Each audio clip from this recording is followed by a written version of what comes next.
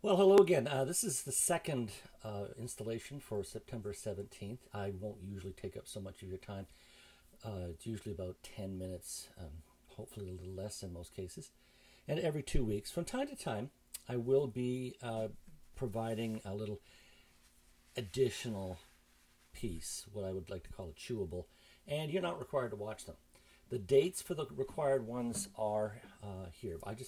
By adding other little bits, telling a story of a personal, particular pastoral encounter of my past, and giving you something to think about, giving you an opportunity to go on to the sharing space and talk about your own encounters and how you're thinking about them. That's the goal there.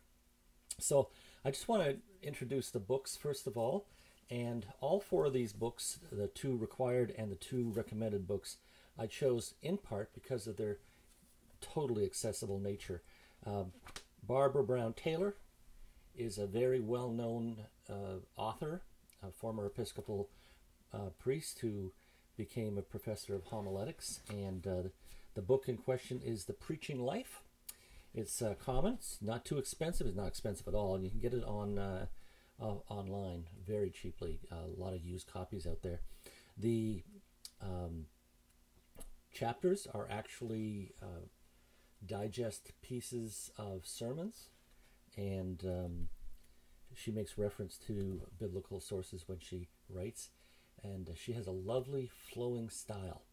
I don't expect you to fall in love with her. I heard her talk once. I took a day's workshop from her at a conference and found her absolutely incredible and such beauty in her structure. But besides being a fan, there's always room for concern.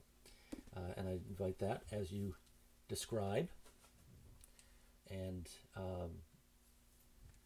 analyze and compare her style. At the other end of the same spectrum is a book by Nadia Bowles-Weber. Nadia Bowles-Weber is a well-known media artist. She has regular installations that you can access online. She's very articulate, very caring, and a lot rougher on the end. She pastors primarily to people who are, first of all, seekers and also inner city people, and everything from drug addicts, recovering drug addicts, transgendered people, and on and on. So this is called The Cranky, Beautiful Faith of a Sinner and Saint. Her life is actually pretty pedestrian, but her past is not. So by all means, it's the same kind of structure as you get from Barbara Brown Taylor, and I believe they're acquainted, might even be friends.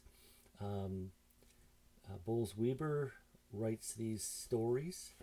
They're short. They're easy to read. You can, anytime you got a down minute, you can tackle one of the chapters, and make sure you make your notes though, and you can provide that. And you, even though this is required reading in the second semester, I'm sure that you can finish these two anytime you want. The third book that I recommended is actually written by two people I know fairly well. I've served on the National Committee of Theology and Faith with Catherine Faith McLean, and John Young was my professor at Queen's University when I was there in 1993-94. And it's called Preaching the Big Questions, Doctrine Isn't Dusty. And the approach here is that they actually take a subject of doctrine, and important to read the table of contents here: sovereignty of God, Christology, atonement, the authority of preachers, sin and regeneration, human depravity, and goes on and on and on. So they take a topic of fairly classical theology, although not the oldest order of theology, and they knock it about a bit in fairly clear and simple language, and they tell us why they think that it should be talked about, and then they also offer a sample sermon. So the style involved, it's a little clunky, but it is a very interesting approach, and this satisfies the emphasis on biblical, but also the Wesleyan quadrilateral part about tradition. So there's that one. And finally, a person I worked with many years ago, and still considered to be a friend, Abigail Johnson, one of her books, Reflecting with God. And so this is a structured book that has a totally different approach to pastoral and theological reflection. So, in the rest of our very short time together, I just want to quickly go over this course summary. I'm only going to talk about the fall at this point. I'll probably talk later on. In number 1, I did talk about writing a sermon and service as part of the integrated project. However, I failed to mention that you could also do that a funeral service would count. So starting on September 13th, which was actually yesterday as I'm talking to you, we had the beginning of the semester. And I put a little piece up on First Things First and just some hints and some things that you could think about doing that would enhance your work. These 2 films are for September 17th. I'm assuming you're not going to see them till then.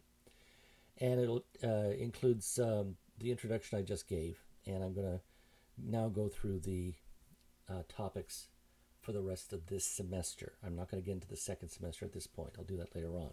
However, look at your course summary. It's on Brightspace. Next, in 2 weeks, on September 24th,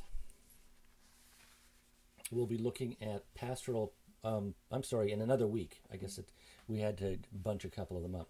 Pastoral preparation, anticipation of the encounter, types of pastoral encounters, including encounters with the sick, the elderly, funeral preparation, wedding prep, and weekly services.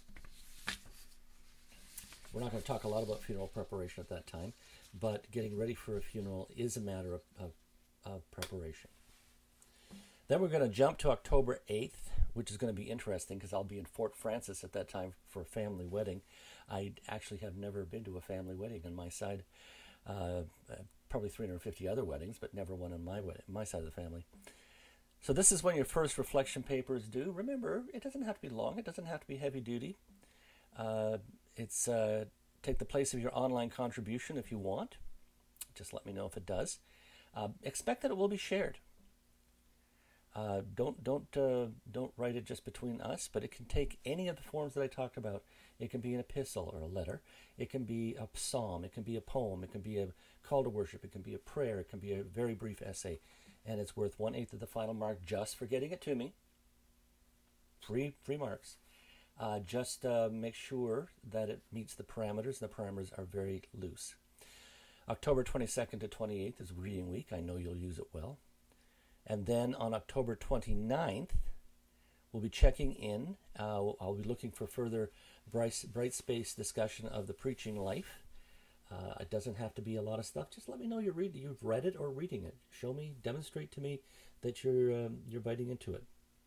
And I'd like to hear about any recent challenges that you've had in pastoral encounters. Of course, the rules of confidentiality apply, but you can tell these stories with fair integrity. Tuesday, November 12th, your second reflection paper is due, and I'm going to introduce pastoral assessment at that time. Up until then, we're going to talk about or reflect as much as we can on the idea of how we're going to prepare for the encounter. What are you thinking when you're driving to the hospital? I'll probably tell you a story. What are you thinking when you're walking down the hospital corridor? Or how are you planning to engage at the hospice? But on November 12th, we're going to be talking about reflecting on that experience. On October, on November 12th, I'm going to be talking about doing the assessment, laying out, finding the stories that you need to have told to do what you need to do. Okay, and we're going to continue with that onto November 26th. And then on December 7th, your practicum project is due, and that's worth 25% of your final mark. If you can get it to me a little earlier, it would be with my gratitude. Anyway, that's all I'm going to have for now for this week. I'm going to be in contact with you again next week. We have to do it 1 week back to back, but we didn't have much content in this one. I hope that you look over the syllabus very carefully and mark your calendars. and we'll continue with what we've started.